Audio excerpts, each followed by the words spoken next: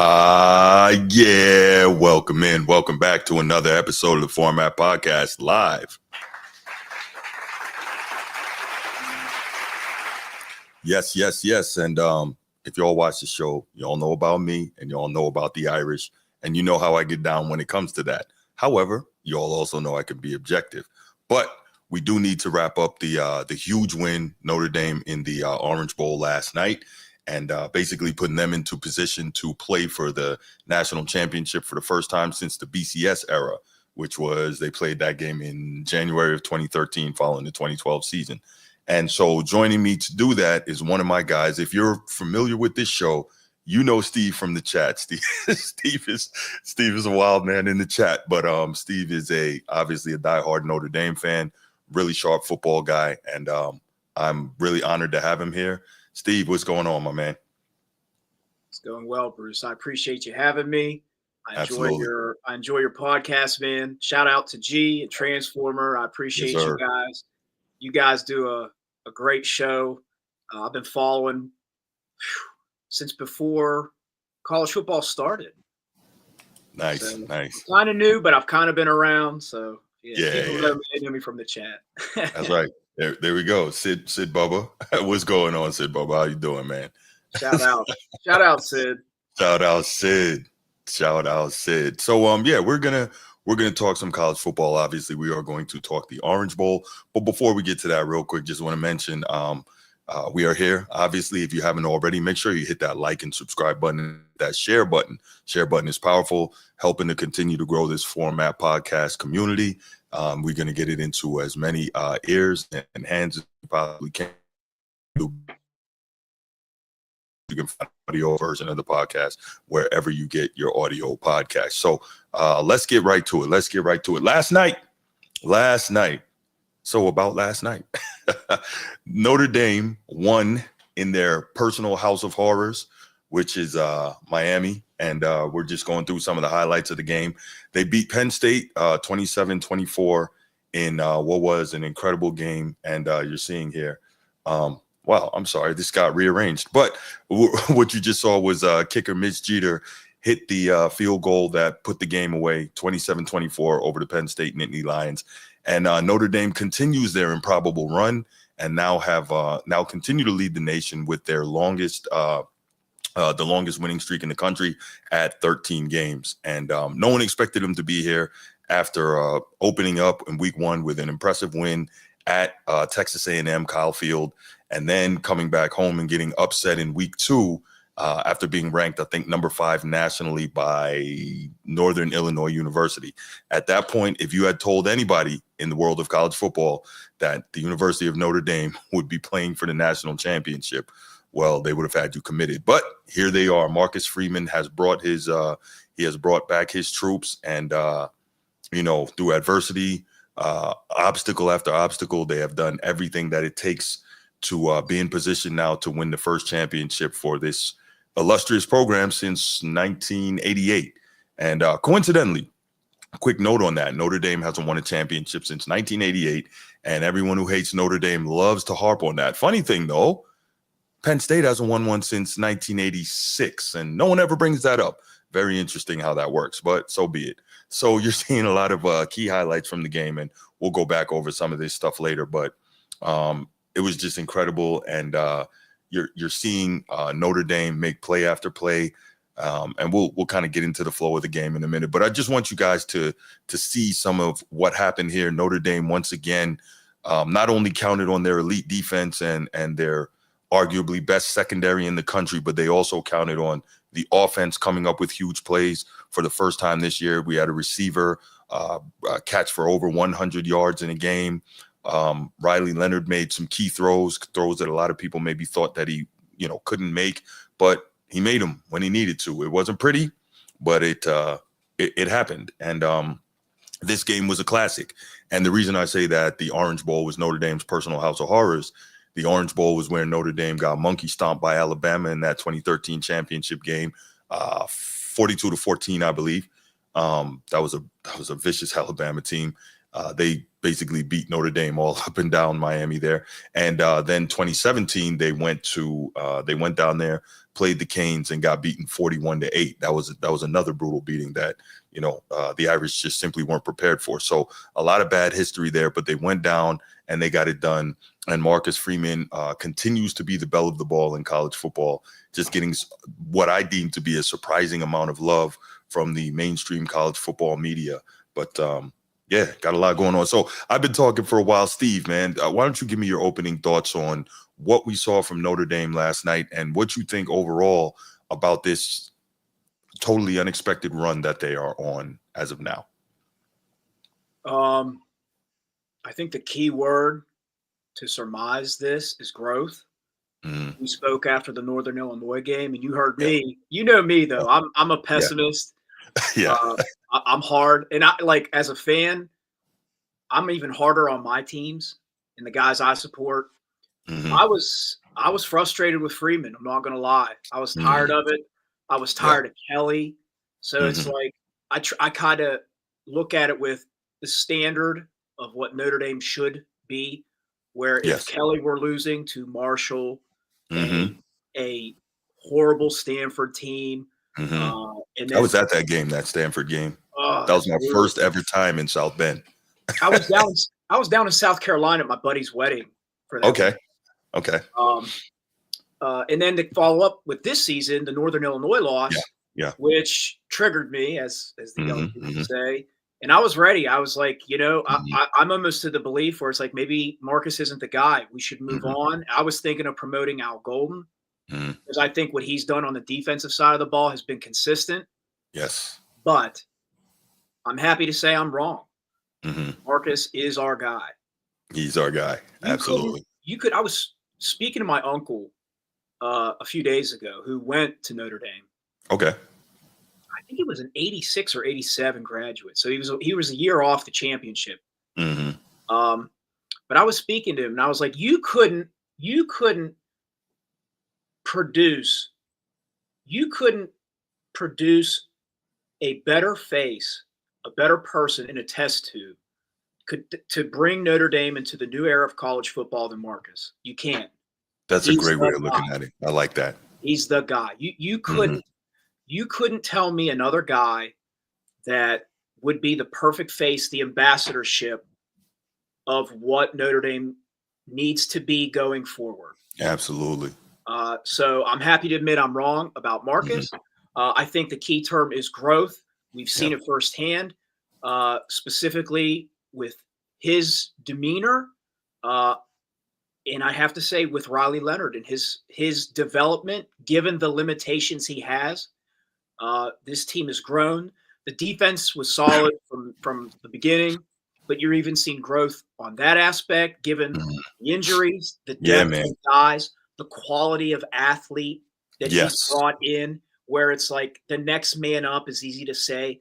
But when you're filling the shoes of a Ben Morrison, a Riley Mills, you're seeing guys like a Leonard Moore, who I believe was a 3-star recruit, but they saw something. So it's like I really trust Marcus and his staff on what he's doing, leading into the future of what Notre Dame can be. But yeah, that's my thoughts on the season. How else can you say it where a team that's independent, that is usually automatically dismissed because of that fact by the media, where you're seeing now this love for Marcus, but this continued hate for Notre Dame, the institution. But what I love about Marcus is he's merged. He is the institution now, and he's making it about, it's not about him. Right. It's about the team. And I can't be more appreciative to the way he's handled his business, man. Going forward. Now, to say there aren't flaws, I'm objective. There's definitely things that I look at and I think, we got to fix these things. But man, I can't be happier after a nail-biting win against a good Penn State team. I know they have a narrative floating around them, and I'm sure they're going to throw that at the Notre Dame. Well, it's James Franklin can't win the big game, so we'll dismiss Notre Dame's achievement. The Georgia game, where it's like, they beat the SEC champion but it was Gunnar Stockton, not Carson Beck. Oh, that, Yeah, they beat oh, Indiana, but okay. it was home, and Indiana really, Right, bottom right. of the barrel, traditional Big Ten team. Hmm. So at this point, I'm 34. I've Yeah, heard it all from the right, Notre Dame right. anti-media Hmm. uh, Hmm. that dismisses us at any And turn. we'll So, hear some more of that. Don't worry, we'll hear some oh of that yeah, during the yeah. show. Now I'm getting long-winded, so I No, you're good, turn it man. back to you. No, you're good. No, I agree with a whole lot of what you said. So the first thing I want to push back on, I know that you were frustrated because we've been talking all season about this. I know Mhm. that you were frustrated with losing games that we shouldn't have lost under Coach Freeman, right? So I think it's funny because the converse of that is under Coach Kelly, we won all the games that we should have won, but we lost the games that we needed to win. Agreed. Under Coach Freeman, we lost games we shouldn't have lost, but clearly he knows how to push the right button and get the team to win games that they need to win. So I think I would rather take what Coach Freeman is doing. And we got to be fair here. Brian Kelly did take the Fighting Irish to an undefeated season, a #1 ranking, and to a national championship game in his third year as well. But Mhm. that wasn't just his third year. That was like, what was his 15th or 20th year as a head coach? This is Yeah, Marcus Freeman's first head coaching job right. at Notre Dame. Arguably the biggest brand in all of college football, right? Notre Dame, Michigan, Ohio State, Alabama, Texas, right? That's probably the big five right there. So whether or not people feel like Notre Dame fits in that, whatever, but they are arguably right there with the biggest brands in college football. Marcus Freeman is the first-time head coach. So yeah, we're going to have those hiccups, but I think it was well worth those hiccups for what we're seeing now. Can he finish? Can he push the right buttons to finish the job? Can he do it one more time? Don't know. It looks unlikely, right? But don't know. I think it's incredible, to your point, what we have been able to see in terms of that next man up mentality, because I was really worried about that. And speaking of the next man up, a lot of people are saying, this is more so fans and SEC people, et cetera, and they're saying, you didn't have Carson Beck. Georgia had Gunnar Stockton. First of all, Gunnar Stockton is not some bum. This is a guy recruited by all the big time schools. This guy broke Trevor Lawrence and Deshaun Watson's Georgia State high school records. So he's not just some guy hanging around, right? He can play. So there's that, number one. Number two, yes, didn't have Carson Beck. You had Gunnar Stockton. Fine. Does that kind of overplay the fact that when Notre Dame played him, they were missing 5 defenders, 2 of which were All-American, right? Like 2 O-linemen, right? Like, come on. I think that equals out to a Carson Beck. And let's not act like Carson Beck was Peyton Manning out here or something. I'm not saying he's a bum, but it's not like he was killing. It's not like he wasn't throwing picks, right? It's not like there wasn't concern. It's not like Georgia couldn't run the football all year, right? So let's calm down. And again, at the end of the day, that is the SEC champion. It means more. If you're the SEC champion, you're the best football team in the world, according to some people. You're the SEC champion, you could probably beat the Super Bowl champion, according to some people, right?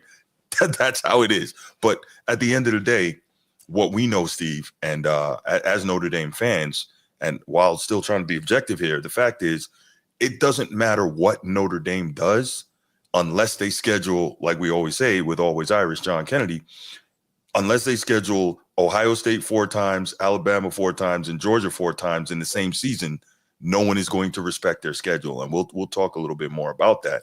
But I am really, really amazed at what Coach Freeman was able to do, because I tried to keep the old school mindset of, okay, after the NIU loss, okay, it was a hiccup. It hurt. It looked bad. All we have to do is concentrate on going 1-0 every week. That sounds cliche, but just win each game. Just win each game. And we saw them not just win each game, but win each game in dominating fashion, right? Up until, obviously the competition got a lot stiffer. So you're looking at this and you're saying, this is a really good football team. Now, in the back of my mind, yeah, Drunk Vigo, I did see that. In the back of my mind, I'm also thinking, okay, we look dominant, we being Notre Dame football. They look dominant, but what are they going to do when the competition level steps up, when they got to deal with those, those real athletes and those real bodies? And we got Notre Dame got a first test when they went out and they played USC. Okay, these guys are bigger, stronger, faster, but Notre Dame handled it, won by 2 scores. It was a little close late, but won by 2 scores. and the defense continues to make huge plays, continues to force turnovers. Cool. Then, okay, into the playoffs, Notre Dame does enough, shuts down the Indiana defense. Bye-bye, Kurt Signetti. Stop talking. Cool. All right, that's done. Now, the big one, the one for me, which was a huge deal, the SEC champion. I'm tired of hearing the SEC talk. Tired of it. Now, can they talk? Yes. They've won a lot of championships over the last 20-something years. Cool. Notre Dame goes into the Superdome, hostile confines, right? Beats the SEC champion, beats them handily. 2 scores again. Okay, but still, they didn't have Carson Beck. Carson Beck is Superman under center now. Okay. Now, last night, the national semifinals, first half, Notre Dame is really getting physically manhandled. And I'm saying, okay, have all the injuries finally caught up? Has this thing taken its toll? Somehow they make the adjustments, they dig deep, and of course there was a lot to it. Riley Leonard, the starting quarterback, goes out. In comes Steve Angeli, which I thought was a nice spark because obviously he's a much better pure pocket passer than Riley Leonard. So he was able to do some things that Penn State defensively wasn't prepared for. He drives them to a score right before the half. Very good, 3 points. Notre Dame comes out with a beautiful drive, gets 7, ties the game up right out of the half, 10-10. Once that happened, okay, flowing now. Now defense can play a little more free, take a few more chances. But the point is, Notre Dame is here where no one thought they would be after week 2. Just have played a tremendous brand of football throughout this season. Just so impressed with what's going on and what Coach Freeman is doing. And let's do this. I have a clip from Get Up on ESPN with Mike Greenberg, and I think Paul Feinbaum was there, and a couple other guys this morning. And they said some things that surprised me, but it was really good. So we'll play the clip and we'll break in periodically and we'll discuss some of the things that are being said, but really interesting. Yes, Marcus has significantly helped ease the PTSD. But now what needs to happen, though, it's on the biggest stage, all right? It's for the championship, Ryan. So somehow, let's see if he can't pull off one more miracle. But let's go ahead and give me 1 second here. Almost started it from the end. All right, and let's go ahead and listen to what ESPN Get Up and that crew had to say. Congratulations to the Notre Dame Fighting Irish, a team that was left for dead in the middle of September when they lost a game to Northern Illinois, and all those people out there who love to hate on Notre Dame were burying them. Yep. Paul Feinbaum, what are the right things to say about the Notre Dame Fighting Irish in the first ever 12-team college football playoff, moving on to play for the national championship a week from Monday? So real quick, first thing I wanted to just jump in there and say, the reason he says congratulations to the Notre Dame Fighting Irish like that is because in this segment, they talked for about 14 or 15 minutes about what Penn State didn't do before they even got to talking about Notre Dame. And that really irked me. And I could tell people were I'm sure they were sending in tweets and stuff because Greeny kept saying, okay, we're going to get to you. And then he finally says the people in South Bend are going to kill us if we don't, give these guys their credit. And I'm like, why do you start with but it's the typical thing. So let's go ahead and let's hear what they have to say, and then we'll come back and evaluate some of that. Well, I'm going to talk about a coach here as well, and that's Marcus Freeman. Just an extraordinary job of bringing them back. And Greeny, I sat here, and I was the first one to write them off and say that they're done. So let me compliment Marcus Freeman, but let me also go back 3 years to another point in time. Notre Dame hasn't been in a national championship game since the 12th season. That's when Brian Kelly, lost by 28 points to Alabama. In Miami. And I just couldn't help but think that Brian Kelly 3 years ago said, I'm leaving Notre Dame because I want to win a national championship. And the only place I can do that is LSU. And here is Marcus Freeman, who was his assistant briefly, and he's now brought this team back. And so much credit to him, an amazing staff. And I'll let my friends here talk about the players that made the difference. But it was an amazing thing to watch. What did we say about them this morning, EJ? An excellent job. And so let's pause real quick. So, Steve, I wanted to get your thoughts on this. First, I love how Feinbaum changes his tune because just the other day he was talking badly about Notre Dame. But it is what it is. We're used to that. So we don't want to make this all about Brian Kelly because he's gone. but he is a key part of this storyline. And I want to get your thoughts on that major point of him leaving Notre Dame because he wanted to be somewhere where he felt he could win a championship. So we obviously can't ignore that he did take them to the national championship game in only his third season at Notre Dame. So I will always be 100% upfront and fair about that. But I want to get your thoughts on that aspect of this this kind of amazing, I don't want to call it a Cinderella story, but they weren't expected to be here with a third-year head coach. Go ahead, man. I think a lot of this comes from a place where it's forced. Feinbaum has to admit that Marcus's success is relevant. Right. He doesn't want to because we've heard for how many months his continued bashing of Notre Dame. And I feel like he probably was able to pump his chest out because Kelly did leave Notre Dame to go to the SEC, validating his pre-existing bias of the SEC, you know, because we all hear it, the better athlete, better football down south, X, Y, and Z. And he's very pro-SEC, so he's protective of that. So I think this tune, this current tune, is by force. It's not natural. I agree. There's nothing. I mean, what could he say? You beat the SEC champ, and I kind of want to back off what you said earlier about beating Georgia in the Carson Beck injury. Well, here's the deal. This is where I'd say you can't have it both ways if you're pro SEC, pro Georgia, whatever. We were hearing how after that SEC championship, Gunnar Stockton came in at halftime, and he actually elevated the level of play of Georgia to beat Texas. They put up, I want to say, 20 points, 24 points, something like that, in that second half to beat a very good Texas team. Yes. Merit is there. Texas is in the Final Four. They play tonight. Correct. So this idea that, you can poo-poo Notre Dame's win over Georgia because it was Gunnar Stockton. Well, where was the narrative after the SEC championship when he came in and elevated their play to beat a Texas team? Correct. So that's where it's like you can't have it both ways. I know they like to try to spin the narrative with their word salad to make it that way, but it's just, I mean, your eyes don't lie.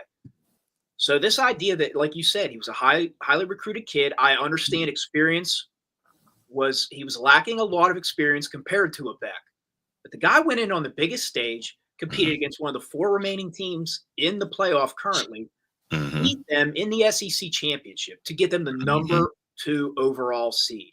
Because if this was the old way, this championship would have been Oregon versus Georgia.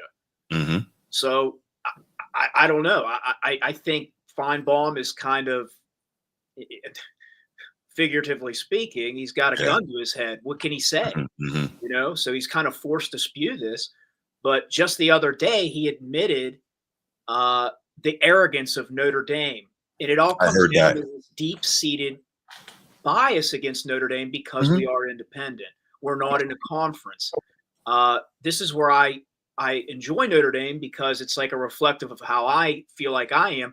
Notre Dame's independent. We're not forced to groupthink. These affiliate people in all these big schools that have their brands, they still have to concede and bend at the knee to their conference. No, Sneed. I ran my 3 miles today. I stay up with my legs, bro. What up, Sneed? Shout out, bro. Shout out, Sneed. Salam, brother. But yeah, man, I think this forced narrative of Feinbaum right now is exactly that. It's forced because with the success. So back to Kelly's championship appearance in 2012, 2013 would have been when the game was played into the new year.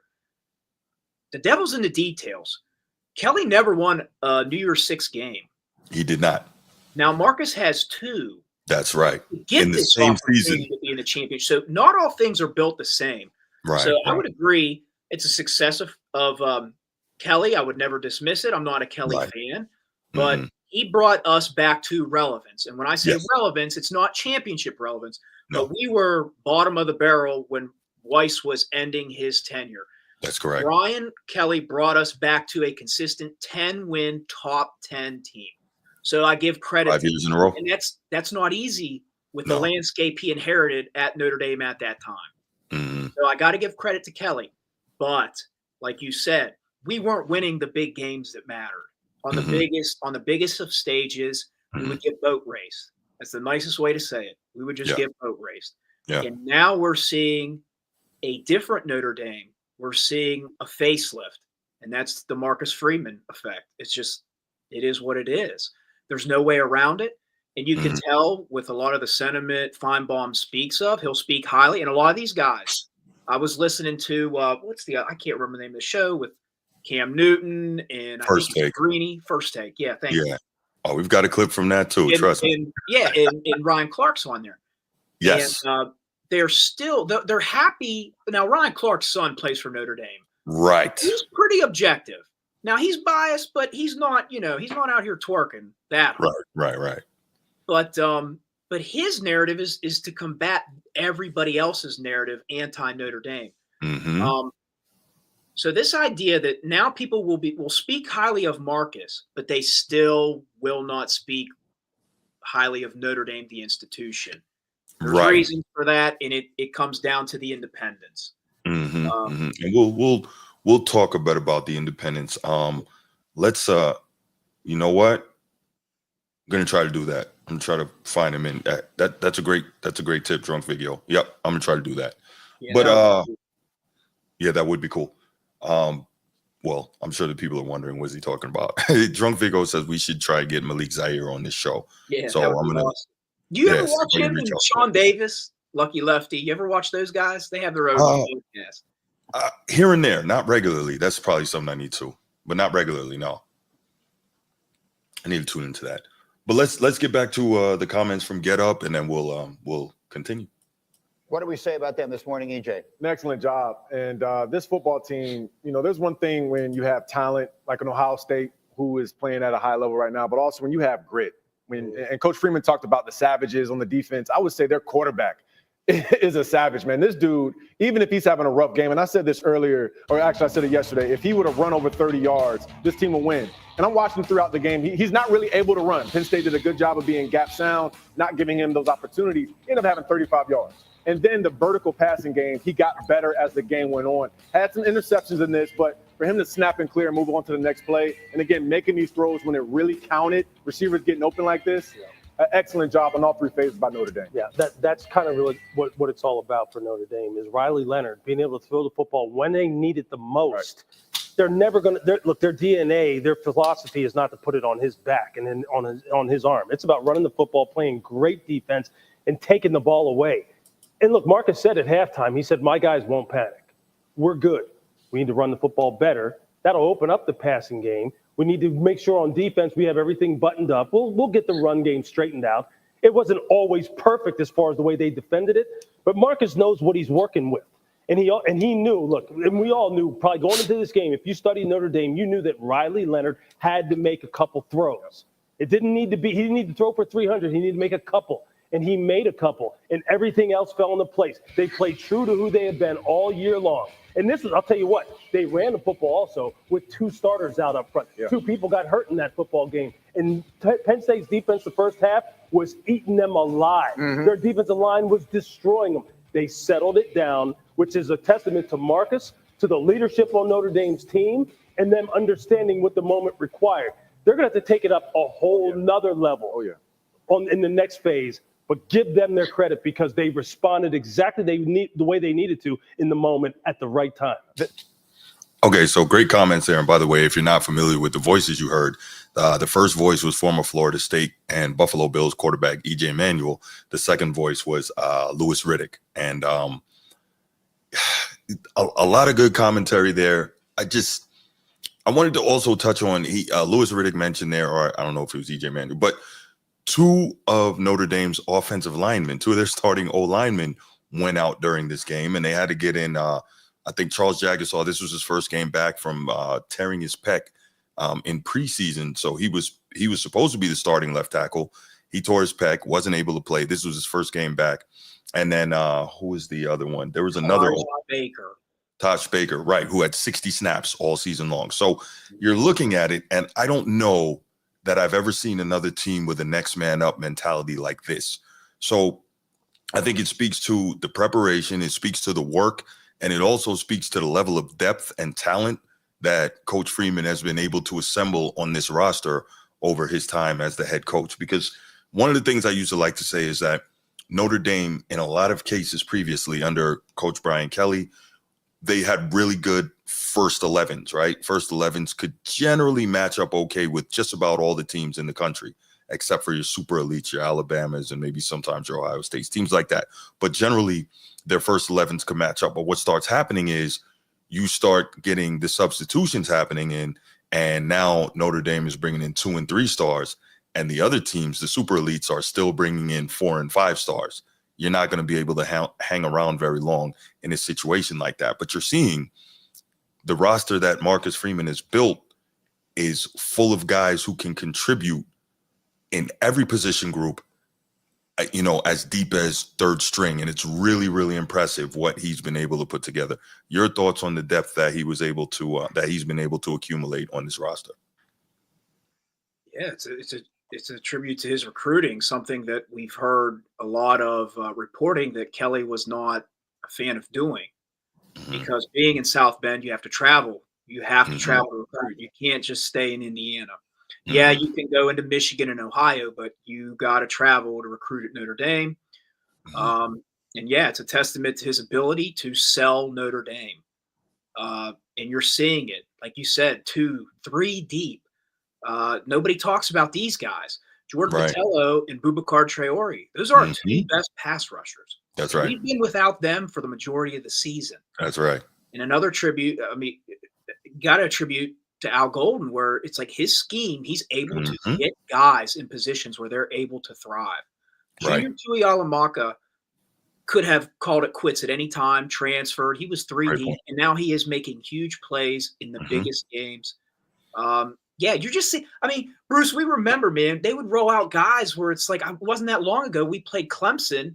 Yep. In the first round of the Final Four. Yep. What year was that? 2017? 2017, 2018, right around that time. 2018 sounds right. And you saw in real time, Julian Love went down. I knew that's where you were going. And immediately it was like, all right, this is it. And that ended up being the game. Lawrence picked on him and we got exposed. That's not the case. No. We lost an All-American in arguably, possibly a first-round draft pick in Ben Morrison. Oh, he was going to be that. He was right there with Will Johnson from Michigan and Travis Hunter from Colorado as one of the 3 best cover corners in college football. Absolutely. And then we lose him. Jaden Mickey transfers after like week 3 or 4. I can't remember exactly when it was because he didn't want it. He was unhappy with his playing time, I would assume. I don't know all the details. So we lost those 2 guys. Leonard Moore steps up, and it's like true freshman. Did we even? And this is no knock on Ben Morrison. Did we miss a beat?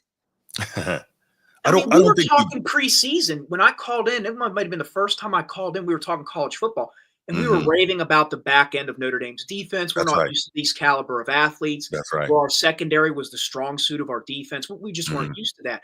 And here are at the time, our 1A guy, Mickey, Christian Gray would have beat him out, but Mickey was going to play. So we lose 2 guys. And instantly a freshman comes up, a 3-star freshman comes up, and he's playing like a freshman All-American. I think he was named freshman All-American. He was. It's just a testament to the ability of Marcus to be personable and be authentic. That's right. And I think when you see more of the detail and you're seeing this media love towards Marcus because he is exactly that. He's authentic. That's right. I don't think Kelly was a bad guy, but I don't think he was authentic, if that makes sense. Well, we know he's not authentic because, him and his family are down there in the bayou having a good old time. Yeah. So we know he's not authentic. But I will say, though, I remember hearing in the preseason – Benjamin Morrison told somebody, and it was reported that he said, this guy, Leonard Moore, he's going to be better than me. And I'm like, what? You led the nation in interceptions as a freshman with 7, and you were freshman All-America, and you're one of the top cover corners in the game. And what? And he goes down, and no one will even throw anywhere near Leonard Moore. Isn't it That's crazy. Yeah. And Christian Gray will play on Sundays. But when you have to scheme, it seems like when you scheme Notre Dame, these teams are going at Christian Gray and not Leonard. That's right. That's a testament to him. So obviously he's showing stuff on film. I mean, we can see it. We're fans. We watch religiously. But like he's showing these coordinators, it's like this guy is rangy. He's got speed. He's got hands, and he can tackle.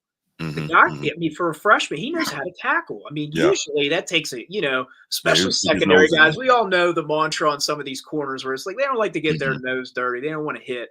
Right. I mean, it's really amazing to know where we were and what we're seeing now. I would have never. I don't know if we would have ever got there, Bruce. I don't know. No, really impressive stuff, man. Leonard Moore, he's special, man.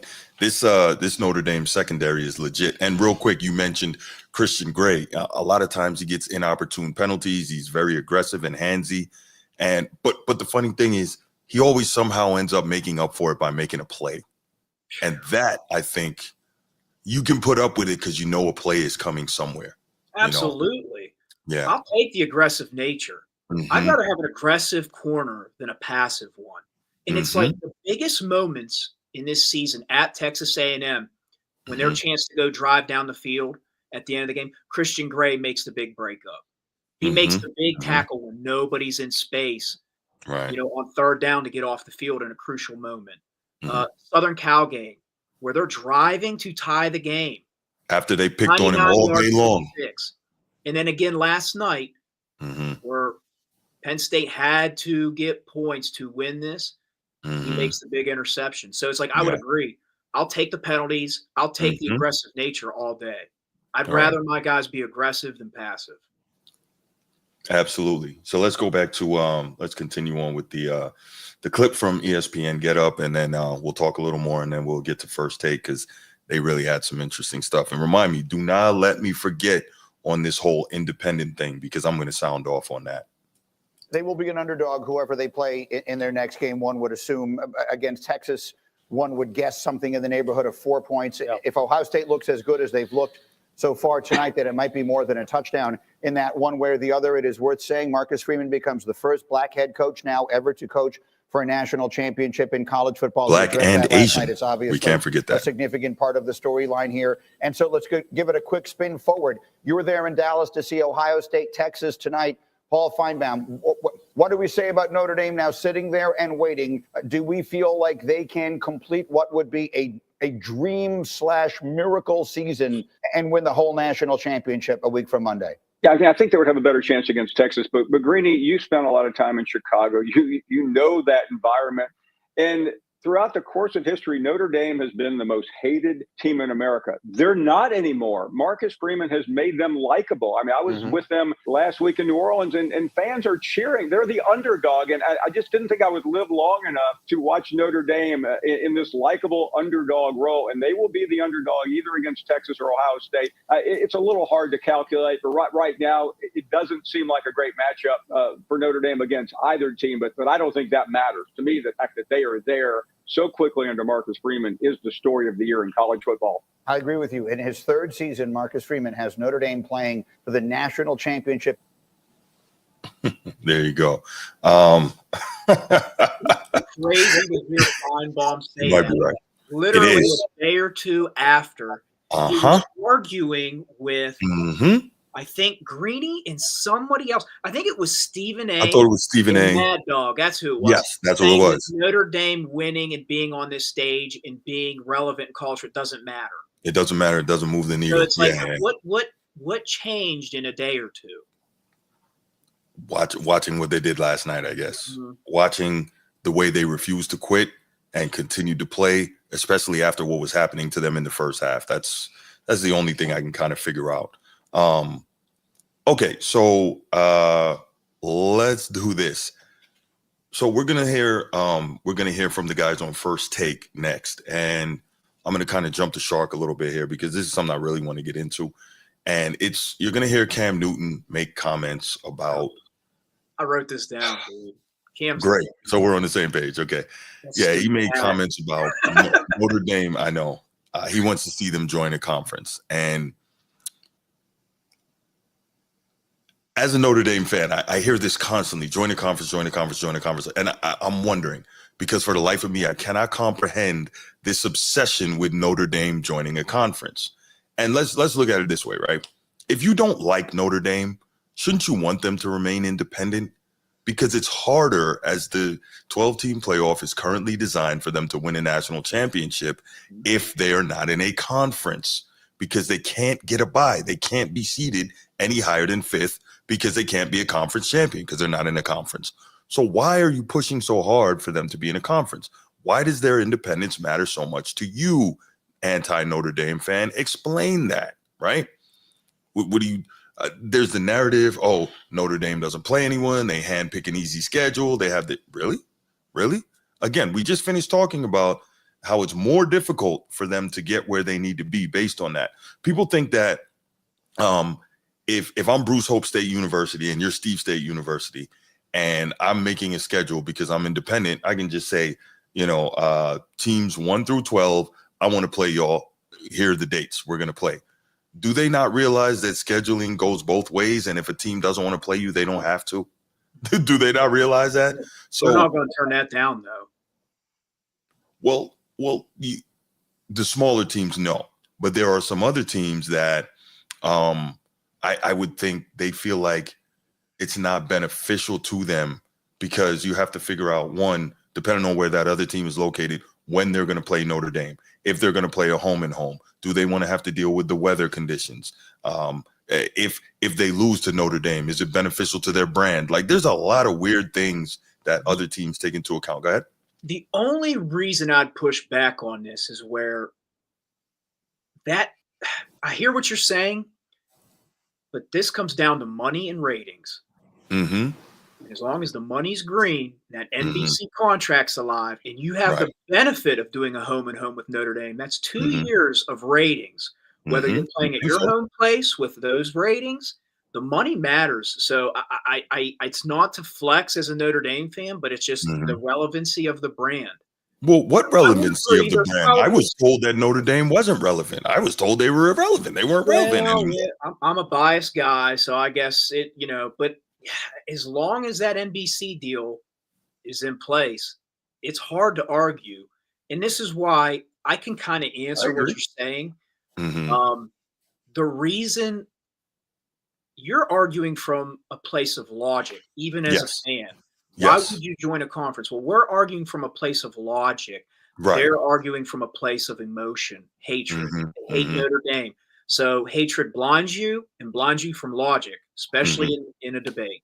Right. So they're arguing because they hate the fact that Notre Dame gets to keep their money, make their own schedule, and sign their own TV contract. I think that's big. They want Notre Dame's gravitas and fans and money, to your point, to come into their conferences and help to fill their coffers. I think that, Sneed, you would not believe how many times we hear how irrelevant Notre Dame is. Apparently, Sneed, Notre Dame only became relevant in the past 2 weeks. You would have no idea. Steve, am I lying to you? No, bro. I've heard it for 30-some plus years. We're not relevant. We don't matter. Right. All you have to do, to Steve's point, is look at the TV ratings year in and year out. Why do you think they get these big primetime games? Because they move the needle. Every single season, they end up with at least a top 10 rated game every year. Go look at the ratings this year for Notre Dame at A&M. That was the primetime opener on the first Saturday night. Here's the proof. Notre Dame is guaranteed national television coverage at home. That's the NBC deal. That's right. The second they play an away game, ESPN jumps right in. Or ABC. They're on national television for any away rate, whether it's CBS, whether it's ESPN. So this idea that they're not relevant, well, then why do all these other networks that aren't signed to them with a contract, they pick them up as soon as they go away? And they love it because they know there's ratings and money in Notre Dame. Right. And they try their best to get them in prime time. Why? Absolutely. Because people are going to watch. It's that simple. Well, to start the season, what happened? They put Notre Dame at Texas A&M, Yes. prime time, night time. game, so that everybody sitting at home could either love watch or hate watch. That's right. And I hate the comparison, but it's true. We are like the I know where this is Cowboys. going. I knew it, but you're right. I hate the comparison, but You're right. Bruce, it's true. It is true. Haven't won in a long time. We're just have a monstrous fan base. Yeah. No, it's a great comparison. Not to hold the show up, but I No, feel go ahead. like this Notre Dame needs to join a conference thing. Is it's not a new thing, but it's last 30 years, last 40 years. When Notre Dame had the chance, I think they called it the West Conference, but it was the origins of what we know now as the Big Ten. Fielding Yost. And they did not want Notre Dame in their conference. And it comes down to Notre Dame was Catholic. There was an anti-Catholic sentiment, anti-Irish Catholic sentiment. They did not want Notre Dame. So you know what? It's a blessing. It turned into the biggest brand, and it gave us the ability to market ourselves. It's like we don't need everybody. Why would we share the money when we were rejected back then? When we can keep all the money to ourselves now and do what we need to do. Because every team, I don't care if it's Alabama, if it's Auburn, if it's Washington, if it's USC, if it's Penn State, any of the Florida, if you could have your own TV contract and you can get all the revenue for yourself and you could hand pick the schedule you want, any team would take that deal in a heartbeat. That's right. So why damn Notre Dame? Well, excuse my language. You're fine. Why harp on Notre Dame? Because they have that deal. They have it in place. That's right. Right. And think about it. If it was so easy to be independent and make your own schedule and have the easy way, why don't more teams do it? Because the only two independent football teams in FBS are who? Notre Dame and UConn. And as soon as UConn can find a conference where they can get in, they're going to do that. They're going to do that. But Notre Dame is just fine. Let's think about this, right? The payout for 12-team college football playoff to this point, Notre Dame has made $20 million, right?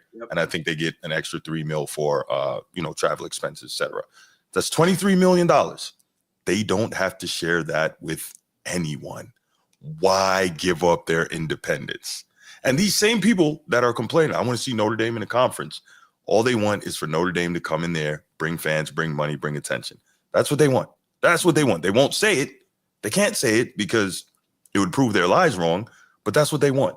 So let's hear Cam Newton and the rest of the crew on First Take this morning. Hear what they have to say. We kind of jumped the shark a little bit, but this is what we were just talking about was in response to what Cam Newton had to say. All right, Cam, you're up first. What do you make of Notre Dame now? First off, Coach Marcus Freeman is a great coach. Yeah. Like, I do not want that not to be mentioned. But I'm ready for Notre Dame to play in a conference. Like, it's almost like that person that's sitting in the playground and say, no, y'all hash it out. And when y'all hash it out, y'all gonna knock each other off, and then I'm gonna step in the forefront. I see a stat that says teams that they're 7-0 versus ranked opponents. Now, that could be a very subjective and real kind of skewed kind of statistic. Those teams are as follows: Texas A&M, okay, Louisville, Navy, where we at? Indiana, Army, Georgia without Carson Beck, okay, and then also Penn State. So with that, I'm not trying to rain on their parade because their defense is legit. Yeah. Let's hold on a second here. So he ran off the 7 ranked teams that Notre Dame beat this year. So let's take into account something here, right? First of all, we were supposed to play Miami this year, the U. Miami ducked out, didn't want to play us. They ducked out of that. Okay, cool. Florida State was 13-1 last year, Atlantic Coast Conference champion. Who knew that they would have turned into dumpster juice this year, right? Not Notre Dame's fault. That was a good team that they were scheduled to play, right? Okay, not Notre Dame's fault. All right, USC, who knew they were going to be 6-6 this year by the time we played them?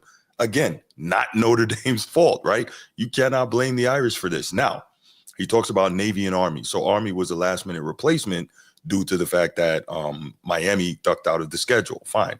But if we look carefully, both Navy and Army were undefeated top 25 teams when Notre Dame got to them. So are we supposed to say, oh, you're just Navy and Army, we're not going to play y'all? Or is it they're just Navy and Army, so beating them, undefeated top 25 ranked teams, doesn't count? Like, what are we doing here? And if you notice, this is where Cam Newton's SEC bias shines bright. He starts off, and of course he starts off with A&M because they were the first team that Notre Dame played this year. He says, hey, Texas A&M, okay. And then he starts to denigrate every other team. So the only good team on the record was Texas A&M. And that's funny because didn't A&M get beat by USC in their bowl game? They did. So what are we doing here? What are we doing? But see, this is why people like us don't get to be on TV, because we'll shut down the lies and the nonsense and the narratives. They don't want that. They don't want that. USC also beat LSU to start the season. That's right. Thank you. I forgot about that. That's right. So it's great point. That's what I don't understand. And this is where it's like, I don't think Cam really watches. He won his Heisman at Auburn. I know he started at Florida. He's an SEC guy. That's fine. Hell of a football player. Hell of a football player. And it's like the idea that he just gets to go on a national TV show and speak about college football where he doesn't know what he's talking about. He's just told, this is one narrative, this is the other. You pick this narrative and you go with it because you're our SEC guy. And notice, like I said earlier, he speaks highly of Marcus Freeman, but then denigrates Notre Dame, the institution. Yes. And Ryan Splendor. Ryan, this is a great point here. I'm sorry, I missed it earlier. Ironically, Penn State won championships too, 1982, 1986, as an independent. But haven't won yet since they joined the conference. I'm not mistaken. Miami was winning titles in the 80s as an independent. When they first started winning, that's right.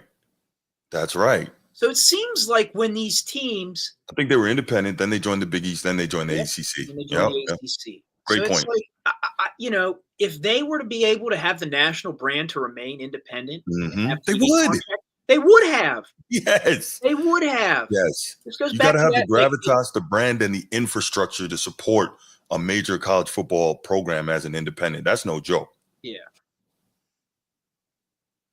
All right, let's get back to let's continue with First Take here. And But I'm saying the road to where they got, and that's my questionable mark. Go ahead, RC. What I love about sports media, what I love about humans is, you know what's hard for us to do? And anybody who has ever been in a relationship knows this. It's hard to say, baby, I was wrong.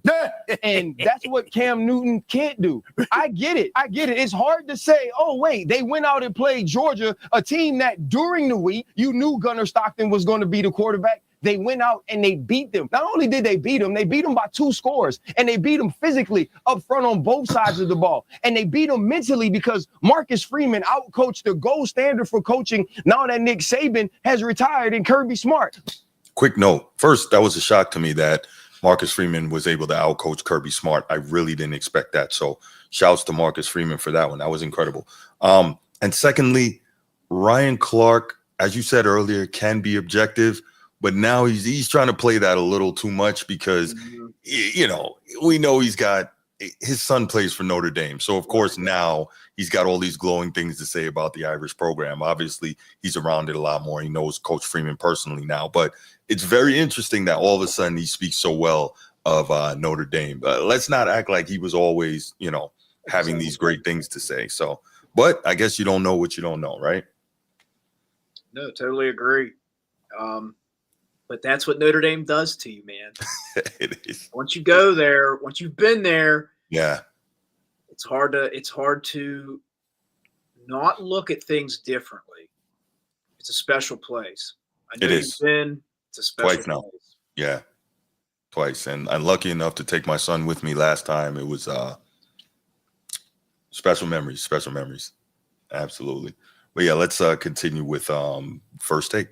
But it's hard to say after the game, man, you know what? This Notre team is different, just like RC said. And then you go and play Penn State, who, by the way, plays in the conference, who, by the way, played in the conference championship, which makes this the second team that Notre Dame has played in a row that was in the conference championship, and they beat them too. It doesn't matter how you get there in this particular form of the college football playoff, because we can say what we want about Indiana. They played in the Big Ten. They didn't play in the conference championship. They walked up to Notre Dame and they got their face beat in. Georgia played in the conference championship, won the SEC. They won the SEC and finished with Gunnar Stockton at the quarterback position. They went in there and they got their face beat in. And in the game where adversity hit, where you lose 2 more offensive linemen, where you lose another defensive player, all you do is strap up on the back end and don't allow a touch by a wide receiver. All you do is find a way to get an interception and win with Mitch Jeter. At some point, we got to just say these dudes can play, and their coach is an absolute star. Well, let me chime in here first.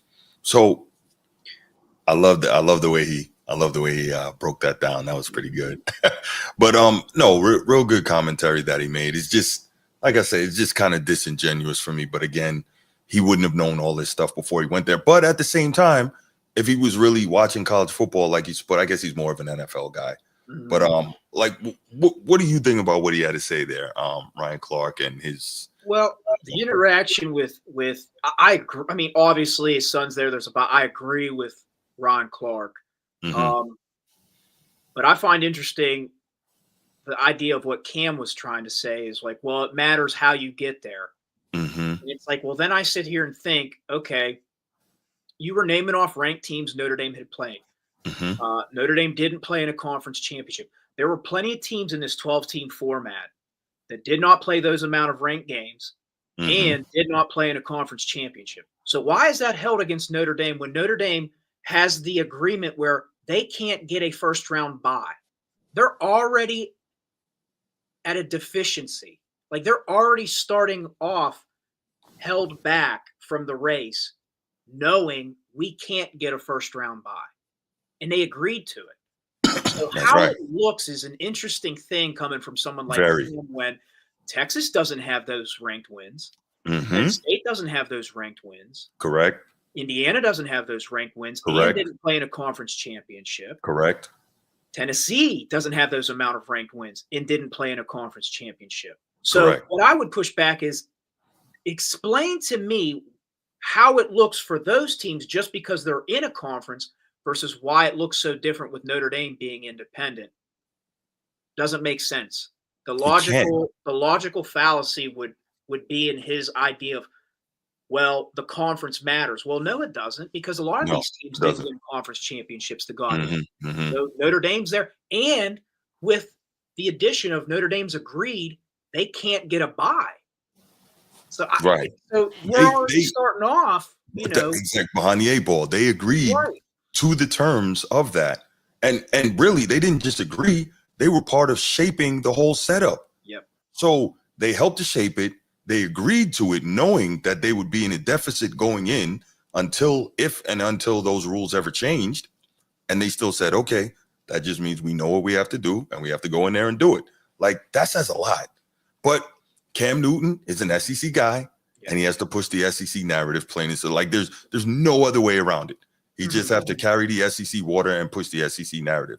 That's all. That's all there is to it. And the funny thing to that point, not only did Notre Dame beat 7 ranked teams, one of them, Penn State, last night played in their conference championship game, as you mentioned, and of course the aforementioned Georgia was the SEC champion. So we have to stop this, but they won't. But at the same time, none of this is going to mean anything if Notre Dame doesn't finish the job. That's the problem. And the idea that ESPN would be an unbiased I have an echo? No, you're good. I thought I heard one for a second. And the idea that ESPN is this unbiased, where their TV contracts with the SEC, if I'm not mistaken.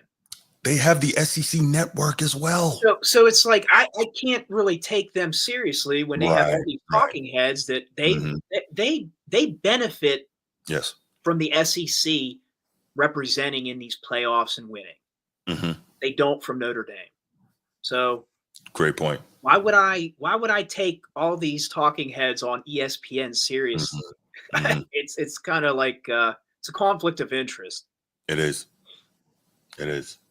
Well, you know, I find myself, I still don't think Notre Dame's going to win the national championship if they got to go up against Ohio State. I think they would beat Texas, but I got to be honest with you. I got a rooting interest in Notre Dame, not just because I would love to see a black man win the national championship. That would be a beautiful thing. I'm rooting for Marcus Freeman, make no mistake about it. And of course, RC, I mean, there's a Clark on that's on Notre Dame. That's family right there. We got to root for him too. So Jordan Clark, we got to do that too. But Cam, here's the biggest reason I got to side with RC on this one. They are built differently than most Notre Dame teams. Last time they was in the national championship game was 2013. Yes. Whether it's Brian Kelly or anybody else coaching them, we ain't seen Notre Dame look like this in a long time. I'm talking about their level of physicality. Right. I'm talking about how they out-physical other teams. And then you look at this cat, Riley Leonard. Think about this. 75, 71, 81 yards.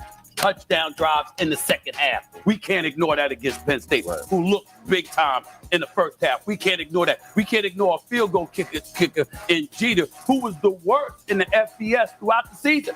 The worst. But now is it, 7 to 8 field goals? We got to give credit where credit is due. Cats are stepping up to the challenge. They stepped up when they went up against Georgia, okay? They stepped up when they went up against Penn State. I'm looking at Notre Dame. We saw Indiana chirping about remember their coach came on College Football Game Day talking about not only do we beat teams, we beat their ass, and then he got his ass kicked going up against Notre Dame. We can't ignore that. We can't. Mark Freeman didn't say a word. He didn't say a word. He looked smooth and polished, went out there, coached the team, didn't say a word, showed nothing but class. Yeah. But they put it on Indiana, and they reminded them there's levels to this, and you ain't on it yet. You were relevant for the first time since 1957, and then you chirping, okay? Even though you just got there. As the coach in Indiana, you can't do something like that, and then your team go out there and get smacked around. But that's exactly what happened. So I'm looking at Notre Dame right now, and I'm looking at their physical. Look at this kid Love and that touchdown run from 2 yards out. Yeah. That was a Cam Newton run right there.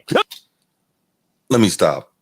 That touchdown run by Julian Love last night was the definition of desire. I'm really trying to remember, at least in the college game, a run I've seen like that. Just simply wanting it more and refusal to be denied. What were your thoughts when you saw that play? First, I've said this since the beginning of the year. That kid's special. Mm-hmm. We don't get many of those guys that walk through South Bend. Jeremiah Love is special. Mm-hmm. And I think he's a perfect example of what's to come, what Marcus is looking for, and what he's about to bring in. Because you're seeing a true freshman in Aeneas Williams. And I'm hearing the other freshman who doesn't even play yet, Kedron Young. We got some dudes. And this is after Kyron Williams, Audric Estime. So it's like we put out some good backs. But when you watch Jeremiah, it's like this kid's special. Even the Indiana, I would agree. Indiana's, they don't have the caliber of athlete we do. But when you see a guy go 98 yards up the sideline, first touch of the game, it's just like we're better than you. We got dudes. It's different now. And that hasn't been the case for us in a long time. But that run epitomizes this season. It's gritty. Even when everything's against you. Hell, Carter was right there to make the tackle. That guy's a stud. He's a freak. I wrote that down. Carter and Warren are legit. But what he did on that play to come back, because they tied it at 10-10, that was for us to go up 17. Right. That's a statement run where it's like, man, this team just doesn't quit. No quit. I don't think we had that mental fortitude on this type of stage with Kelly. We just didn't have that. I think so much of that is, again, it's, we keep pointing back to Coach Freeman, but that's where those type of attitudes come from. A head coach and the assistants that he brings in, they build that. What was the line that he said? I read this today. He said, history is written by the conquerors and we are holding the pen. That's what he told his guys during the halftime speech. I said, yo, that's a line right there. That's a bar. History is written by the conquerors and we're holding the pen. And they took that pen out and they wrote it out and they signed it. Impressive. That's the type of stuff men respond to. Yes, absolutely. That's touching that inner primal thing that men have had since. Who am I going to fight for? Who am I going to fight for? Is this the leader? Because we all been around men. Mm-hmm. There's times you can kind of sniff out and you're like, this guy's not about it. He's not When it. he talks, it's hollow. It means nothing. Mm-hmm. Marcus is different. Mm-hmm. These guys are showing they'll fight for him. 2 deep, 3 deep. They're going to fight for him. That's right. Yeah, absolutely. All right. Let's finish this clip out, and then we'll get back to it. The Cam Newton run right there. I mean, the brother ran through. They couldn't get him down. And he got in and he got that touchdown. I'm just looking at things from Notre Dame, and I'm not seeing this typical independent team that's got a contract with NBC. There we go again. Back to the independent and the contract with NBC. This obsession is really annoying. Are they taking money out of your pocket, Stephen A? Are they? Are they taking money from you? Jeez, what's the problem? Like, you would expect that a guy who is so well versed in media would understand how this thing works. It's the same reason we talk LeBron all the time. Same reason we talk the Cowboys all the time. Certain topics and certain people and certain entities and institutions move the needle. And in this media business, when the needle moves, you make money. Yep. Notre Dame makes people money. Is he upset because Notre Dame is not making money for his network? Is that the problem? Do you think when Stephen A negotiates with ESPN for his contract, he's thinking of other people, or is he thinking about Stephen A himself? He's thinking about Stephen A. So why should Notre Dame try to cut these deals and think of conference mindset? Or should they think about what's best for Notre Dame? You should think about what's best for Notre Dame. And this is why I'll be honest, I'm not a fan of Stephen A. And this is why a lot of these talking heads and talking points that come out of ESPN, they're not authentic. Mainstream has gone unauthentic. It's unfortunate. And now, so here's the thing, right? I went to school, like I said, for communications, multimedia journalism, and production, right? So I kind of know a little something about this. So I get on one side of the coin, when you're on TV, you don't have time to break down all the minutia in these segments, right? Especially when you have multiple people, they got to go around, make sure everyone has something to say and all that. But it's so disingenuous, man. Like, somebody could be on there speaking the truth, but the problem is when you speak the truth too much, they'll get you up out of there. They don't like that, you know? And that's not my opinion. You go on YouTube and Steven Jackson to tell you why he got fired from ESPN, et cetera, et cetera. When you tell the real deal, they're like, hold on, man, I'm not saying they're flat out lying. Sometimes they are, but you know, they have an agenda and they have a narrative to push and they got to push it. So it's tough, man. It really is. But yeah, so, you know, watching what Notre Dame has been able to become under Coach Freeman, how they have been able to play, how they have this never say die attitude, how they are quote unquote savages, how they play with violence. All this stuff is really impressive. Okay, here we go, Bruce. I already told you about this. Y'all beat an overhyped Indiana. That's fine. Georgia with no Beck. Again, how does Georgia with no Beck? Beck is not an All-American. Beck was throwing picks. Beck was not playing great. How does that account to having 5 starting defenders missing, 2 of which were All-Americans, and 2 offensive linemen missing against Georgia? How does that add up? Help me if my math is working out. Or an overrated Penn State. Would they have been overrated had they beat Notre Dame last night? They wouldn't have. I guarantee it. I guarantee it, because it would have been the biggest win for Jonathan Franklin at Penn State had they beaten Notre Dame last night. So it's so funny how every time Notre Dame beats somebody, all of a sudden that team was overrated. Have you noticed that, Steve? Yeah. How dare Notre Dame beat a top 10 Indiana team, Right. an SEC champion in the Sugar Bowl, and how dare they beat the runner-up in the Big Ten? Right. Bowl. You know, I mean, 3 big games back to back with a depleted lineup. I mean, we should be ashamed. And look at this now. Let's see what y'all do with a healthy Texas and a healthy Ohio State. Okay, cool. Are we healthy? Yeah. Are we? Come on, man. That's the fallacy in the argument. Of course it is. Of course it is. So this is interesting, right, Steve? As they brought up Texas and Ohio State, who will play tonight in the Cotton Bowl Classic to decide who will face Notre Dame in the national championship. Interesting thing I thought about, right? I've been kind of worried about Ohio State because kind of the mindset is that when Ohio State is at their best, they're the best team in the country and nobody's going to beat them. May be true, may not be true. They have that elite freaking wide receiver core. Yes. But here's what I thought about. They've had an elite wide receiver core the last 2 times that we've played them, Notre Dame. And that wide receiver core has never really gone off, right? Jeremiah Smith is an absolute animal. Number 4 for Notre Dame. Wow. 2 number 4s, 2 Jeremiahs, 2 animals, right? 1 for Notre Dame, 1 for Ohio State. But the point is, he's an animal as a true freshman, that wide receiver. However, this is what I just thought about. Notre Dame and their defense was able to control Marvin Harrison Jr., who was, by most people's account, clearly the best wide receiver in college football. Why is it inconceivable for them to be able to, I'm not saying lock up, I'm not saying shut down, but to contain and control Jeremiah Smith? Why is that inconceivable? It could happen, right? We have a lockdown corner, another freshman. We talked about him, Leonard Moore. We have one of the elite ball hawking safeties in all of college football, leads the country in interceptions over the last 2 seasons with 13, Xavier Watts. We have a hard-hitting, very good cover safety, right, in Adon Schuler. We got some dudes back there. I don't think we have to be afraid of anyone's wide receiver core. Now, the question is, how will the injuries do, and what will Al Golden do to scheme up, whether it's some pressure on Will Howard? Will Howard is also a mobile quarterback, so now you have to account for that as well.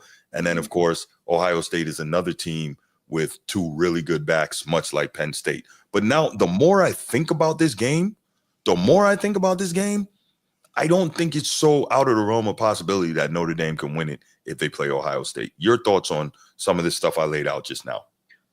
If Ohio State were to win, I would agree. On paper, recruiting ratings, all the draft analysis and projections, absolutely, I would say Ohio State's the favorite. But in the context of previous evidence, I think Marcus, his first year as the head coach, opened up at Ohio State. We held Ohio State to, I want to say, 23 points. 20 or 23, yeah. 23-13. Yep. So, and we held Marvin Harrison.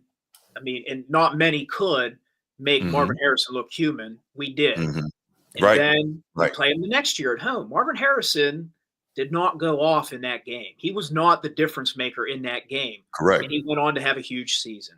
I think it was Emeka Egbuka. Was there. Julian Fleming was there, who's now at Penn State. So they've had receivers. I think Michigan and Notre Dame would be the only teams that have actually matched up with Ohio State in the trenches in the last 2 to 3 years. Right. And we've seen it play out where Ohio State does not just hang them up on Notre Dame. Right. They certainly don't do it against Michigan. Right. So I don't know. Do I think this year, with the way these guys are playing, it's inconceivable that Notre Dame could pull it off? It's possible. Unlikely, I would agree. Yes. But agreed. I mean, it's who else made Marvin Harrison look human in the last 2 years? It was Notre Dame. That's right. Yep. Great point. So Bruce says, what up, Bruce? Says, yes, we play next man up. Our team is loaded with All-Americans. We got a few of those. That's right. And this was interesting, but Notre Dame coaches a dog he needs to get out of South Bend. Why does he need to get out of South Bend? Let me hear this. No, I'm curious. Why does he need to get out of South Bend? Why would you leave one of the blue blood programs that just extended you? Right. I mean, I'm not trying to push any ideology, but the man converted. Right. You know what I mean? He converted to the faith. He clearly loves being there. Yeah, why does he need to leave there? I mean, I don't know. I think this is my opinion. By saying he needs to get out of South Bend, one, people clearly don't want to see Notre Dame do what they're doing. And by getting him out of South Bend, that would be a major hit to it. That's one. And then two, maybe some people think that he's too good for Notre Dame. But to me, it's incredible what he's been able to do, again, as a first-time head coach, managing a program as big as this, a brand as big as this, And Bruce, man, I gotta tell you, nobody's leaving Notre Dame to go to an HBCU. Where's the loyalty? And I listened to the press conference he was having with Franklin before the game. Yeah. The day before. And it means a lot to him. He says, President Jenkins, I believe, and Swarbrick hired him. They took the leap of faith when he had no head coaching experience. That's right. So I think there's a loyalty there where it's hey, man, these guys invested in me when not a lot of people probably would have. Somebody probably would have taken him as a coordinator. Mm-hmm. Maybe a smaller school would have looked at him as a head coach. But it's like, I don't know, man. This is a match made in heaven. It really seems that way, doesn't They it? gave him the keys of a Lambo. Not a lot of people want to admit it, but they gave him the keys of a Lambo. When Notre Dame's running at full cylinder, they're a Lambo. Agreed. The ratings, the money, everything, every Agreed. metric would back up what I'm saying. I'm not trying to sound like a fanboy. No, I get it. It's Yeah. the truth.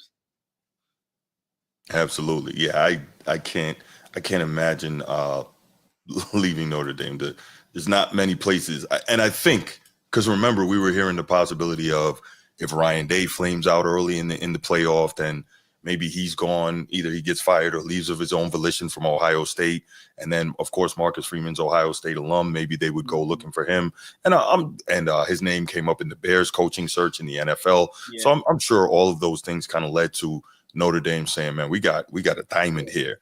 Let's go ahead and lock this guy up for as long as we can, And so I think all those things are important to just developing the timeline as well as the story of how this thing ended up going the way it went in terms of, again, the whole Marcus Freeman extension. But yeah, he's he's special, man. He is special. And again, if he can pull this off in terms of winning a national championship in year 3, he will join some Pantheon level college football coaches. Man. It would be incredible if he could pull that off. And then on top of that, you look at Freeman and, well, not even just Freeman, but Notre Dame. It almost seems like they're destined. I'm not going to go as far, but these weird things keep falling into line. Obviously, beating a classic rival in Penn State, okay, beating winning in their own personal house of horrors in Miami, okay. Last time they won a championship was 1988, okay. Lou Holtz was the head coach then, okay. Lou Holtz just turned 88 3 days ago. It's like all these weird little things just keep falling in line and lining up with what almost seems to be destined to end in a championship. Now, can they continue to write the story? Not sure, but it's going to be a heck of an entertaining thing to watch and see. It's funny you say these weird things keep happening, because last night was a perfect example of it. If I were to tell you, Bruce, oh wow, Penn State was a rush for 204 yards, Notre Dame's 116, have 3 rushing touchdowns, win the sack total 4-1, win the turnover battle 2-1. How does Notre Dame win that game? Because the sack numbers and the rush numbers tell you they controlled the line of scrimmage, which 8 tackles for loss too, I believe. And it's like I went over this. I was kind of prepping when you invited me on, and I'm going through some game notes. I'm going through some things that I'm looking at, some game summaries, and I'm looking at this, and I'm sitting here thinking, like, I'm a Notre Dame fan. We should have lost this game. It makes no analytical, statistical sense how we won this game. I have, in my opinion, the answer as to why, and I'm not trying to bash the kid. But it was just missed opportunities for Penn State. And during those missed opportunities, Notre Dame picked up the slack and capitalized. But when you look at the numbers and all the statistics that go into this, there's no way Notre Dame should have won last year. So it's funny you say these weird things keep happening. I'm not saying I believe in destiny and all these things, but it's how did Notre Dame pull that out? Given the state of that game last night, I'm looking at the numbers. I wrote some things down. The only thing that I could say is the missed opportunities from Penn State, and they had some. Yeah, it's just the bounce of the ball. I don't know. And what's crazy too? This is so Drew Aller should have thrown 3 interceptions last night. 2 of them got bailed out by pass interference calls. So even with all of that, right? Because Notre Dame would have won the turnover battle in that situation. One, I'll grant. The first one on Christian, where he held off the line of scrimmage, where even I, at the time, I was like, you should allow a little hand play right off the line of scrimmage. Oh, they allowed it later in the game, but anyway. Well, that's what I was going to say. I'll grant it because usually you get that 5 yards, yards off the line where you can rough around. Yeah. But what they're going to say is Aller saw that and targeted that receiver, so he knew he'd get the holding. I'll grant that one. The second one, I'm sorry. You can go by the rule and you can make a penalty out of anything. You can call holding on every play. We've all heard that saying forever. Right. That second one was a bogus call. Very bogus. Aller got bailed out for throwing into double, possibly triple coverage, underthrowing, and our guy picking it off. And they said he didn't turn his head around, where there was minimal contact. Did his contact disrupt the completion of that play? I would argue no. I would say the quarterback underthrew the ball. He did. Our defender was right there. He did. So Every show or breakdown I've listened to today that talked about that game said the exact same thing about it. From Hall of Famer Shannon Sharp, former NFL scout John Middlecoff, so on, so forth. Every one of them have said that was a terrible call. And Bruce, real quick, we're not clapping. We understand the job's not done. We're sitting here telling you that it's highly unlikely. I get you. We're just talking about all the things that are going on and just breaking stuff down. Right. I'll be the first one to say I would favor Texas and Ohio State. Whoever wins, I'd be the first one to admit. I know I'm wearing everything. I'm in Jubilee right now. Absolutely. But I'm a football guy, man. I'm not ignorant to the fact that Texas and Ohio State both have rosters that would be the favor over Notre Dame. No question. Absolutely. You know what, Drunk Vigo? You're 100% right. I want Notre Dame to be the underdog as well. I almost don't feel right hearing them get this love from the national sports media. It's really weird. It's not a comfortable place to be. We're so used to the We're so used to the negativity and the hatred. And it's like, even I was telling one of my friends earlier today, we were talking about Notre Dame, and I'm like, I don't even want the Johnny come latelys jumping on the bandwagon. I don't want anything like that. Like, I love the small Notre Dame community that we have. Like, I mean, well, I guess I shouldn't call this a small community or a national brand, but you know what I'm saying? Like, I want the people who were there for all the years of pain and suffering, so that when it finally does come back around, those are the people who get to celebrate with joy. I'm not talking about you, Drunk Figo. I don't want any Johnny come latelys jumping on the bandwagon. I don't want to hear that. I don't need that. I don't want that. Get out of here. That's how I am, Bruce said you look like TJ Watt, little brother.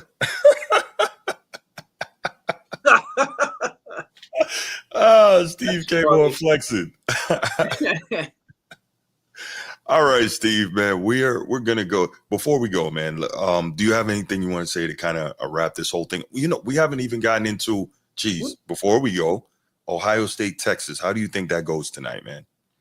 I would favor Ohio State for sure. I would too. Right now, until I see something otherwise, the way they're clicking, I would pick Ohio State. I hope not. I live in Ohio. So the way you feel about your SEC schools is exactly how I feel about Ohio State. Right. But objectively, I would definitely favor Ohio State. Yeah. And I think what Ohio State has to offer, because Texas is good. Texas has really a good roster. But from what I've gathered watching this season, the things that Ohio State can do outside the hash on the perimeter is where Texas struggles. So if I'm Ohio State, I'm almost starting quick. And if you've noticed the pattern with Ohio State, when they've had issues, it's slow starts. Even through Big Ten play, when they've played certain teams like Nebraska, certain teams that they didn't look their best, it's slow starts. If they'd have come out with an aerial attack and utilize those monsters they have on the outside, where I think Texas's deficiency. Now, I think Texas has good safety play, but it's their boundary coverage. I think Ohio State could take advantage of that. If they can get up a score or two, then you can lean on Texas and kind of feed Henderson and Weiss. Is that his name? Weiss. No, the other running back, Junkins. Oh, yeah. Oh, Ohio State. Okay, I thought you were talking about Texas. I'm thinking if they start fast and utilize their advantage outside the hash and get up like they did Tennessee, like they did Oregon, then you can start feeding those guys, and then you're going to have Texas on their heels. Yeah. So, and I think I can agree 100% with that. The only thing I'll say is that Texas has a better defense probably than both of those guys in terms of Tennessee and Oregon, right? Now, we did see that their defense in certain situations can be had, and, see Arizona State, or I don't know if Arizona State was just playing out of their minds. And then, of course, you have, college football's newest folk hero, Cam Scatterboo, but in all seriousness, Texas, I think, they are physically probably the most like Ohio State in terms of being able to match up with them physically. Yeah. And the key is going to come down to Quinn Ewers. Does he make big throws or not? I was just going to say it, man. Yeah. I think Quinn is good. I think he's very good. But he can be inconsistent at times. He can get loose with the ball. He can be late with reads. And I think I understand Jeremiah Smith is getting so much love, the offense of Ohio State, but what no one talks about, which really is impressive, they got a good defense. Yes. They have a very good defense. I believe they have the number one defense. When they make a mistake, they can capitalize very quickly. So I would favor Ohio State. I hope not. But. Right. I heard on one of these shows, though, that they don't have the best offensive line. So you may see some pressure get to Will Howard. And if that happens, Texas also has a very good secondary. He might throw a couple up. Yep. They have depth issues at the line. They have some injury issues. Texas has the beef up front. They have the guys that can get after the quarterback. Will it play out? I don't know. But you're right. That's where they have the advantage of the matchup. Their defensive line versus Ohio State. That's why I think if I'm Ohio State and I want to start fast, I'm throwing the ball quick. You see Jeremiah he eats on these drag routes. He does. You can speed things up and get the ball out quick enough and let these guys get into space. Texas got a heck of a lot of speed on the outside as well. That kid Matthew Golden he's a freak. He may not have the physical size and strength of the Jeremiah Smith. He has got speed. He's got hands. He can go. Texas, they got weapons, man. They got size. They got speed. They have massive O-line, D-line. Like, they got a lot. I like Texas's safety play. They got some dudes. They will play on Sunday. Yeah. But it's the boundary coverage is where I think we'll see. Yeah, I think the other thing. Trust me, I'll be watching. I hope I'm wrong. Yeah, definitely be watching. I think the other thing, though, finally is how long can we expect Ohio State to play at this level in consecutive weeks? That's kind of what I'm curious about. We've seen them fall prey to it. I don't know if it's the 18 to 22-year-old kids. I don't know if it's the hubris of Ryan Day, but we've seen them fall prey to things. So I'm kind of curious to know whether or not how are they going to psychologically respond after everyone's giving them the championship, the mainstream narrative, everybody's crowning them prematurely. I would agree they look smart, but it's like you said, when you have young men, egos are things. It's like you can get distracted very easily if everybody's patting you on the back and then somebody punches you in the mouth and you weren't ready for it. So there's a psychological aspect to it too, I would agree. I know some guys that happened to in week 2. Yep. There you go. So right. Yeah. All right. Well, you know what? Let's go ahead. We'll wrap it here. We got a couple hours till we got about 90 minutes till game time. So that's enough time for everybody to go get something to eat and then relax and watch the Cotton Bowl, and let's see who the Irish are going to face for the national championship. Steve, man, I really appreciate you being here. Love your insight. Love what you do in the chat. Love our text on the side, man. It's great having you, man. This has been cool. Thanks so much, brother. Hey, I appreciate you having me on. I promise you I'd behave. I know that Steve wilds out, man, and I enjoy that, man. You got a good following, a good group of guys. Yeah. I wish Nino was in here. He always shouts me out when he calls in. So if he ever watches this back, shout out Nino, man. Right. So you know what? For having me.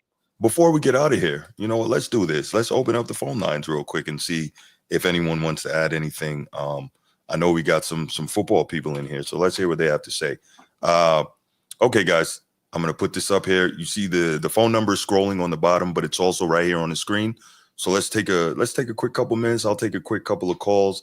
If anybody wants to call in and add their 2 cents to anything we talked about today, whether it's Notre Dame, Texas and Ohio State, Penn State, media and how they present Notre Dame, the hypocrisy in dealing with Notre Dame football, any of that, go ahead, give us a call. We'll take a couple minutes, wait for you, and if not, we'll get out of here. And then, like I said, you guys go get something to eat and then get ready for the game.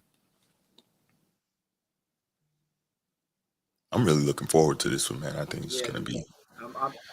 I love watching Notre Dame, and I hate watching Ohio State. I do, man. I can't help it. That is so funny that you feel about the Big Ten the exact way I feel about the SEC. That's funny. Yeah. But you know what? You're valid the way you look at the SEC. I get it. Right. So that's kind of how I live it up here, up north. Mm-hmm. Like, dude, some of these guys, like, you have to, the praise Indiana was getting up here, some of these Big Ten schools, it was like, I mean, did Indiana have a good season for their standard? Of course. Yes, they did. Right. But man, it's like they don't really have ranked wins. They're kind of playing the bottom half of the Big Ten. It's like you've never really proven anything. Yeah. Well, when you have the best season in school history, it's something to crow about, Oh, for sure. But it's like those heads got real big. Real fast. The selling point for me was when Signetti got on game day and he was talking that talk. He was talking that talk. Yeah. I don't know who you think you are talking like this. Yeah. Oh, so that's what I meant to tell you too. Apparently, I don't know if you saw. Did you see the pre-Orange Bowl press conference where Freeman and Franklin were there? Yeah. And Franklin's kind of talking to him like, "Hey, how old are you, Marcus? 38. Oh, okay." Like little bro type stuff. Yeah. I know. So, and dude, we're men. That's like I'm not disrespect. Like So apparently, it got out there. This was Pete Sampson, Notre Dame athletic beat writer. I was listening to The Independent, which is a podcast he normally does with Matt Fortuna after the Notre Dame games. And it got out that that press conference really pissed off Coach Freeman. Like, he really was upset at kind of the way Coach Franklin was talking about him, like kind of, patting him on the head, like little brother type thing. Yep. He's like, "You're not my mentor. I'm not your mentee. We're two grown men. We're coaching. We're going to see who." And he really was not happy about that. So part of trying to get that win is, they're really inspired to go out there and win for Coach Freeman. And that's awesome. So, yeah, I heard that. I was like, oh, wow. Okay. And it should have. You're a competitor and you hear something like that. Yeah. Man, we always rave about Jordan. What would Jordan have done? He would have found some reason to be pissed off at that. Like, and then he took it out on the opposition. Like Right. Absolutely. Okay, well, it looks like we're not going to get any calls on this one, so we'll leave it right there. And okay, we're done here for sure this time. Steve, man, thanks again. I appreciate you. And I'm sure we'll talk later during the game, man. Sure, Bruce. Thanks again, brother. I appreciate you.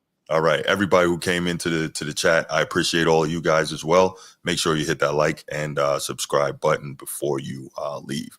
Y'all have a great night. Enjoy the game and talk again soon. We out. Peace.